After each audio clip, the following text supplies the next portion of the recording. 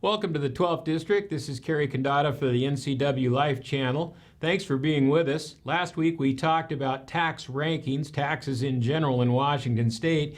Today we're going to take a look at actually where those new taxes that were passed in the session, 11 taxes for a total of $27 billion, where those are targeted and when they take effect. We'll break it down piece by piece. We're going to have a short newscast in the next segment, and then we're going to go back to the author of I-1648, the person that's trying to reduce or replace all those taxes, basically shut them down, and talk to Tim Eyman directly about how things are going on this amazing drive for signatures that has been running for just over 30 days and looks like it may make it. There's still some time to go. There's still time to sign those petitions, but this is a feat that has only been done once or twice in history, and it looks to be moving forward. So we'll be hearing directly from Tim Eyman about how that project's going. And we'll stay on this theme for a while. Taxes are a big deal, but this particular grassroots movement to stop the tax train is unprecedented in the state of Washington, and that's why we're sticking with it to the end. Those signatures will be turned in on July 5th, and we'll see at that point whether those taxes continue or whether they are abolished. That is up to you in November if we make the ballot with this initiative. All right, we'll come back and tell you about those taxes. A short newscast is promised, and then we'll get right to Tim Eyman, to the core of the issue, and see how it's going. We'll be right back with the 12th District.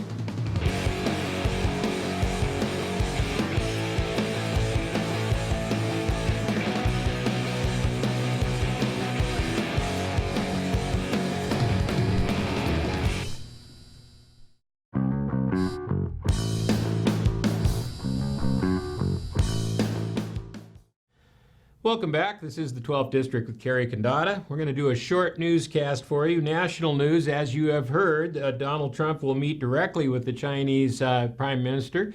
This is an important meeting to deal with the trade issue, which has been ongoing and is of much concern to the folks here in the Pacific Northwest when it comes to trade and agriculture. I hope the outcome of that meeting is positive, but it certainly has pushed the stock market higher. They seem to think it's going well. And the feds have actually hinted at an interest rate decrease, which is fairly amazing in an economy like this. They would consider lowering rates, but they intend to keep things going whether the Chinese deal works or not.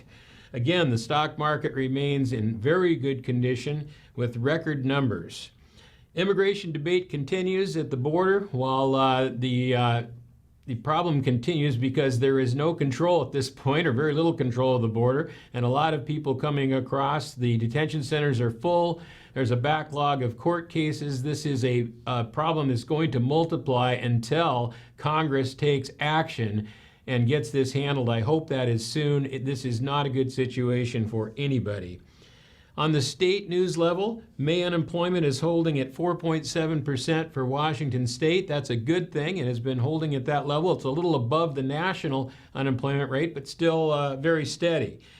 In another related story, Oregon lawmakers left the state over a cap and trade fiasco they did not want to deal with. I don't blame them. Cap and trade has been very controversial. The one state that has launched it, California, was just kind of found out when things were looked closely that that money is not going to reduce carbon virtually at all. It's going back to the general fund. That's what we've argued all along. These cap and trade schemes have very little to do with reducing carbon and a lot to do with pumping up budgets. And that's exactly what happened in California. And the Republicans in Oregon, the few that there are, it's pretty lopsided down there, are taking a very strong stand. They do not want to go that direction. If that does pass and the governor signs it, we'll be next in line. You can bet on that. Well, it doesn't mean we don't want to move in the right direction on these issues. Electric cars, solar panels, and other issues could certainly help out in a lot of ways. Energy independence is not something we're against. Energy independence is exactly what we should be for. We would have a lot less worries in the Middle East and with trade and with tankers being attacked and this kind of thing if we were energy independent. So it's not about being against moving in the right direction, but it's just how you do it. And using a cap and trade system to raise taxes and to increase revenue when it doesn't really affect, and it's proven not to affect much in terms of carbon reduction, is certainly not the way to go. On local news, there will be a ballot on August 6th this year, not too far away. And on that, there will be a tax increase for you to vote on locally. That is the Link Transit tax increase. It will be 0.2% on the sales tax to advance more services from Link. We'll be covering that at length in the next few shows. Speaking of taxes, here they are. As promised, the legislature this year raised taxes to the tune of $27 billion over 10 years. They're targeted tax increases, and they're kind of spotty and kind of stealthy, but they're out there. And the fact is, they are going to take effect at various times unless Initiative 1648 passes, and then we'll see what happens. But right now, here's the timeline. Out there a ways, the top HB 1087, this is the payroll tax. This is a payroll tax of 0.6% on everybody's income. Everybody gets charged 0.6 of their income to fund a long-term care program, which has a high administrative cost and very little payout. For those that qualify at the end, they may be eligible for up to $36,000 when they retire. And folks, you know, at this rate, even in today's dollars, that doesn't go very far, and everybody gets to pay into it. This is a program that never should have happened. We've got until January 1, 2022 to shut it down one way or the other, but that's when the tax takes effect. So no payroll tax this year or next year, but in January 2022, you would be paying that tax. A big one for the real estate folks, the REIT excise tax increased by double and triple on homes above $1 million and above $1.5 million. They picked on the big guys, but that also slides over into commercial real estate. It's not necessarily just the big homes, but a lot of commercial buildings. That is slated to take effect January 1st, 2020. That will render $1.7 billion to the budget. That will add $1.7 billion. By the way, that payroll tax is worth $8 billion we just talked about. SB 5993, the fuel tax. This is the Mott Cup wholesale fuel tax. It is a $1.09 tax per barrel on the wholesale side. You won't see it at, well, you will see it at the pump. It will have some impact on the price of gas, but you won't see it labeled because it's on the back side. That takes effect July 1st, 2019. So that's coming to a theater near you right away. Bank customers will pay $3.6 million in additional costs over the next few years if SB 616 is not repealed, and that starts on July 1st as well. July 1st, 2019, there will be additional charges on banks, which will pass it along to customers. You can bet on it. And there's another bank bill that takes effect January 1st, 2020, which will also add $1 billion to your taxes, and that has to do with expanding and changing a B&O tax for certain banks and certain transactions. The border tax coming up on July 28th, that's a little later in July. There will be a change where Oregon customers coming to buy products in Washington will have to pay sales tax. Before, a simple showing of ID would waive the sales tax. Now, it will be in effect regardless of your ID. You can put in for a refund, but the state figures most people won't do that.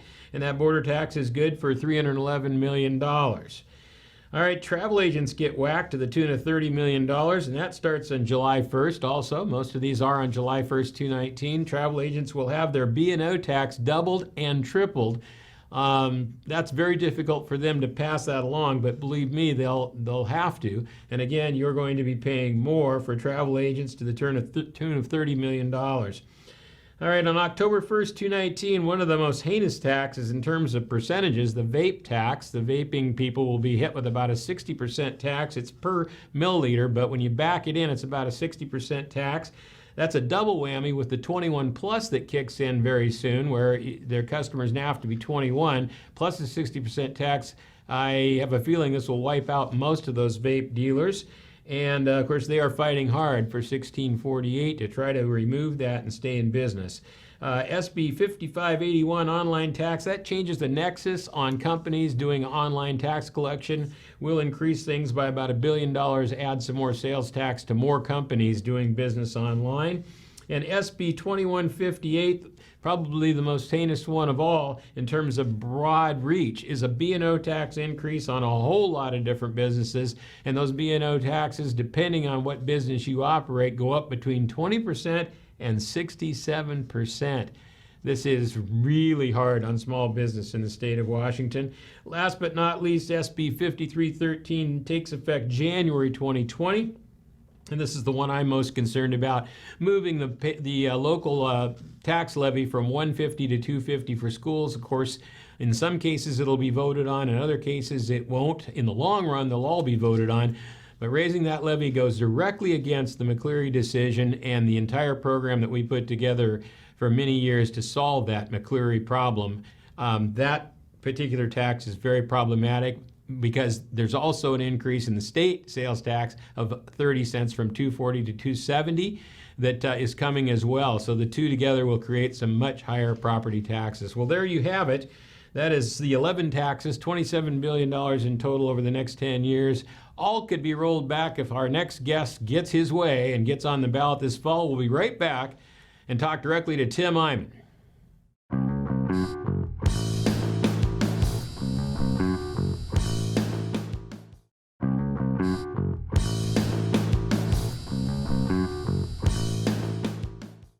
Welcome back to the 12th District. Well, as promised, we have a special guest today, someone that's been working very hard on, for all of us, the last many years, but particularly this last 30 days, an amazing drive for Initiative 1648, spearheaded by none other than Tim Eyman. Welcome aboard, Tim. Hey, thanks a lot for having me on. I really appreciate it. Now, I see we've changed colors and have a different theme today, so why don't you tell me about that T-shirt? Well, it's just so catchy. It's Give Them Nothing. It's the entire theme of the initiative campaign. We're trying to kill off these 11 tax increases they passed this legislative session. It's $27 billion in higher taxes over the next 10 years. And all we're trying to do is just let the voters decide on whether or not we want to give them this. But I say give them nothing. It's givethemnothing.com is the website. And you have an amazing Facebook page, Washington 4 I-1648, and it's just exploded over the last couple of weeks, where you guys started at maybe 300, then it went to 3,000 in like 3 days. Now you're up to like 8,200, might even be reaching 10,000 at some point. I mean, it's truly amazing how many people are getting involved with this thing, because Olympia just went absolutely bonkers crazy raising taxes this year. Well, there's no question about that. They had record revenues. They had more than enough money to do it, and they just pushed it right over the edge. But the thing to me that's even more important about sending this message is they're not done. The carbon tax is still out there. The capital gains tax is still out there. They've got a study on income tax still out there. So this really puts the kibosh on just about all of those, correct? It really does. What this initiative does is it kills off all 11 tax increases they passed this legislative session, but future tax increases, they expire after 1 year. The idea is the term limits on new taxes. The new taxes that they just passed expire when the initiative passes. Future tax increases, like a carbon tax, the income tax, they want to start charging you per mile that you drive your vehicle. That's another one just hanging out there. We want to protect ourselves from that by making it where the only way they can get long-term revenue is to come to the voters and ask our permission. But if they do it unilaterally down in Olympia, the most they can get is 1 year's worth of revenue. Well, let's get a little further in the weeds here. There's one other thing it protects. The one that I think is most important is the property tax initiative, the 1% cap. And they are after that. They've been after it for several years. If they remove that cap or change that number, would that be covered as well? That's a tax increase, right? It absolutely would. We've always had in state law an incredibly broad definition of tax increases. Anything these dirty dogs do that brings in more revenue, that is absolutely a tax increase. And our initiative overturns what they just did this last legislative session, jacking up property taxes radically higher. But you know that, as you said, it's perfectly said, they're not done. This is just whetting their appetite. So it's givethemnothing.com. And again, the Facebook page is Washington 4 I-1648. It's amazing what you and Mike McKee and the entire team that we have, Shelly and Kim and all the people that are putting this thing together. But we're in the home stretch right now. July 5th is right around the corner, and we're sitting here busting our tails to get this thing qualified. But the more people we have helping, the more likely it is we're going to qualify. And the big one is every signature we turn in just makes our message louder to Olympia that when you go crazy and make it a sanctuary state and forced vaccinations and all the craziness that only Seattle people like, this is what happens. The voters demand that they veto all your tax increases and say not another dime. GiveThem.nothing.com.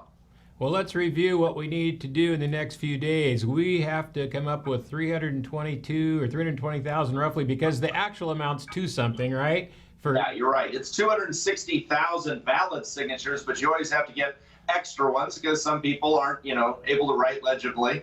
So you always have to get those extra ones. And it's happened many times before. We got 500,000 signatures for Initiative 695 on $30 tabs. There was a no new gas tax campaign in 2005, did it in 32 days. We know we can do it. We know the energy is there, but it is a tight deadline. And so we encourage people to go to GiveThem.nothing.com or Carrie's Facebook page, fantastic, Washington for I-1648. And Tim, this is the first time we've ever worked with social media on one of your campaigns. How do you feel about that now that we've explored that? It seems to be really multiplying well. Are you convinced that that's not a bad way to go? Well, they call it the passion of the converted. Somebody that isn't sold on it, but then they're converted, and boy, their passion for it is sky high. I've never seen anything like it. If you go to this Facebook page, one of my favorite things, and you always tell this story, is that somebody says, I'm in Othello and I want a petition. And about 11 people end up swarming this individual going, oh, I can be there tonight. Oh, I can be there in an hour. Hey, I'm outside your door. I'm knocking on the door right now. I mean, it is an absolute community of people, all of them trying to help achieve this goal. And it's just it's a family. And it's really neat. It's really impressive. It's really organic. I know that the word grassroots is overused in politics, but this is truly grassroots. None of us are getting paid. Nobody's using paid signature gatherers. This is an all volunteer effort. And we're not even raising a ton of money. It's just each person working on their own to be able to collect these signatures. And we're willing to help you get as many petitions as you want, but you got to be willing to get out there. And so in the next couple of days, we can veto $27 billion in higher taxes. So GiveThem.nothing.com or Facebook page, Washington for I-1648. It's a great effort. Well, Tim, it's been really fun doing this, and especially over such a short period of time. What a challenge. I'll be standing there with you on the 5th with those petitions, and I hope we make it. I think it will be a huge win for the people of Washington State. But there is one other backstory I want to mention that has come up. We have found that not everybody is Facebook capable. They're not all high tech. Yes. And we're getting a ton of emails from people wanting to be involved, an amazing number of emails that want to get involved that are not computer savvy. And we're getting them on board. But the stories in those emails are what's important. There's a lot of senior citizens coming in saying, if there's any more tax increases, I could lose my house, or I'm going to have to move to a low tax state. I can't afford to live here. What do you think about that? That's something we haven't really seen much, is this senior community rallying together saying no more.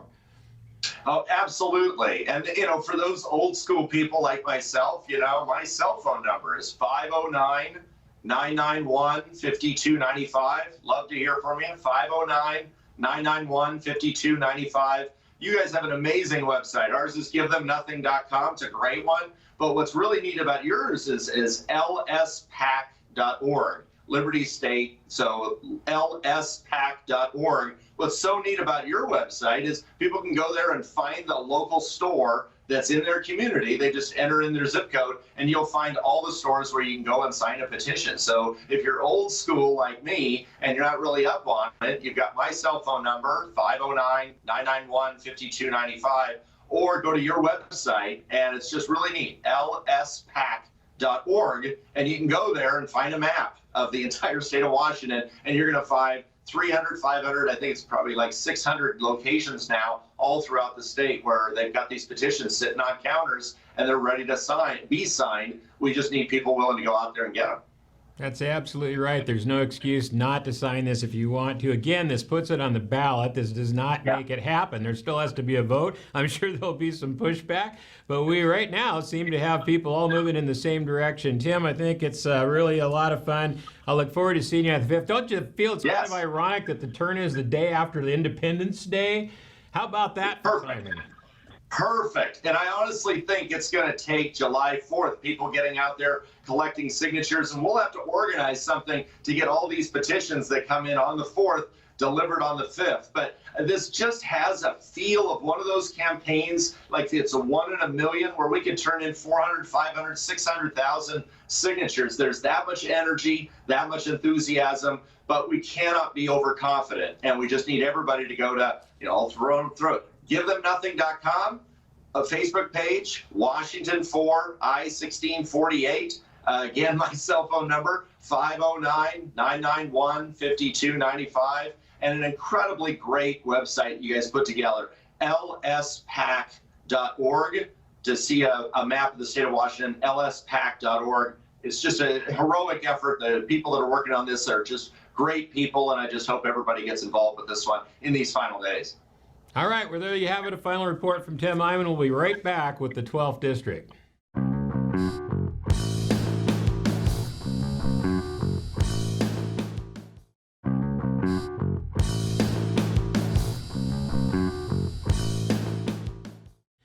Welcome back. Well, it's always fun to talk to Tim Eyman. I don't think there's anybody that's more enthusiastic about taxes. Look, folks, it's not about being anti-tax or anti-government. The fact is there's a balance in everything we do. And my time in Olympia proved to me beyond a shadow of a doubt that government seems to come before the taxpayer at every turn in the road, at least with the current people that run things in Olympia and their current attitude. There doesn't seem to be a lot of concern about raising various taxes over and over and over again. The fact is, in the last several years since Jay Inslee's been governor, this budget has expanded by almost 75%.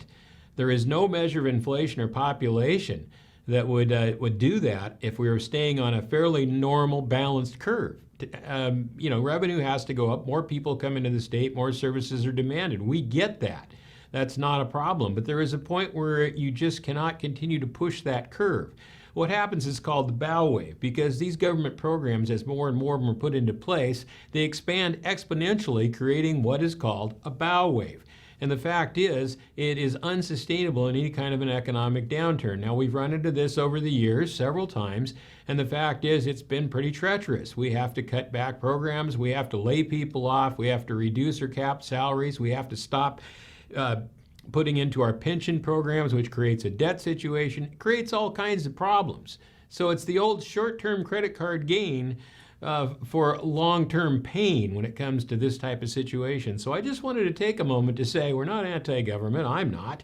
I was in the government for 16 years, and I think there's a lot of great things that government does at all levels, at federal, at state, and at local. But one thing it's not doing very well now at every level is being disciplined. Well, I should say the locals actually do a pretty good job. But at the state level, and particularly at the federal level, there seems to be no control and no discipline over spending. And folks, in the long run, that is a major, major problem.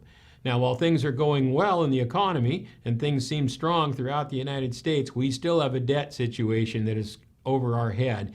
And Washington State is going to have the same problem if they don't get that budget under control. I urge you to help us put 1648 on the ballot. I say us in terms of the people. This is a grassroots movement. It's not me. It's not anybody in particular. It's just saying it's time to say enough. It only puts it on the ballot. We'll still have to vote in the fall. We'll see how that goes. But let's at least have the opportunity to tell Olympia enough is enough. So I encourage you to take a look at Washington for I-1648 on Facebook. Don't forget lspac.org for locations near you. This is your last opportunity to make this happen. It will be quite an exciting day if it does. And I think it sends a clear message that the people of Washington State have had enough of ever-increasing taxes. We're doing just fine with what we have. Thank you so much for listening. We look forward to seeing you next week. We'll have another very important guest next week that I think you'll enjoy, someone who's been here before, who's going to tell us about a new adventure and some new things happening in his life. And of course, the news, more on what happens. Perhaps we'll have results of that Initiative 1648 turn in. We just don't know till it happens. Thanks for being with us. We'll see you next week. This is Kerry Condata for NCW Life and the 12th District.